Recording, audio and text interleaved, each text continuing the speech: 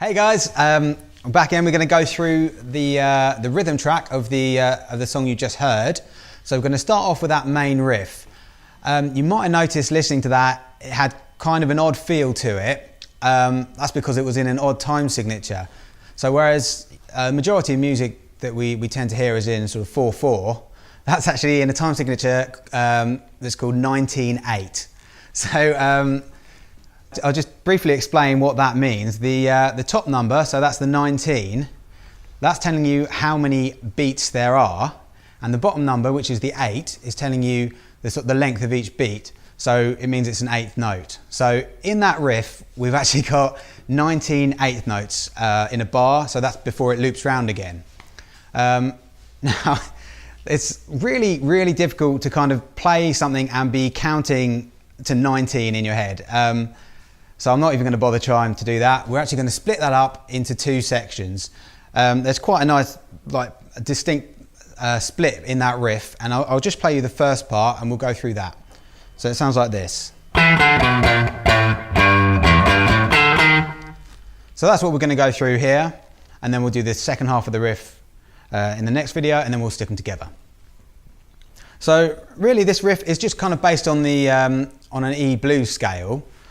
We're just playing it on the A string and the E string. So I'm just going to go through the frets, and then we'll have a look a little bit more at sort of the rhythm that we're using.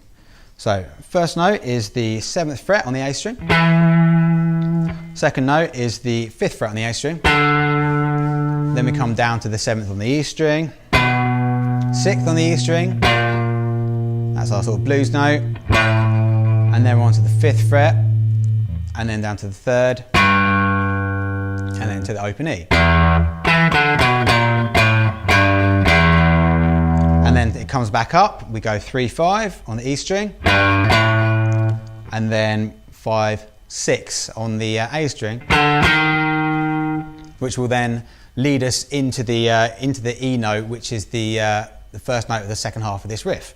So altogether we've got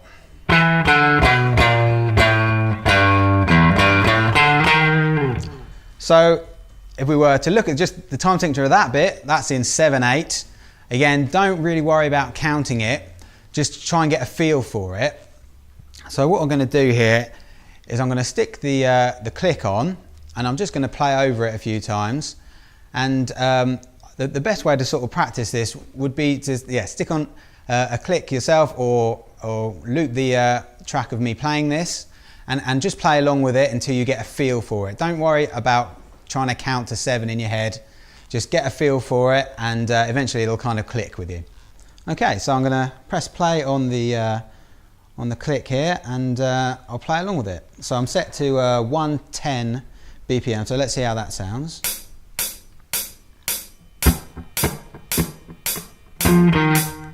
I'll start in the right place on the guitar.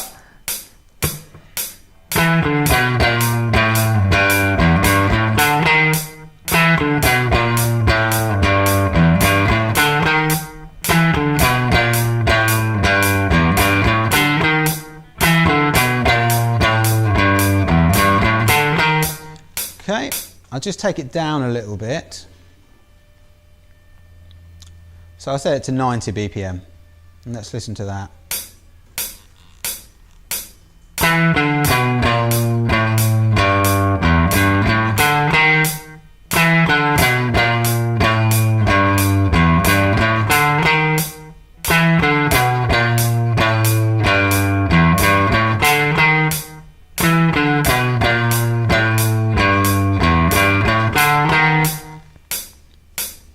Cool.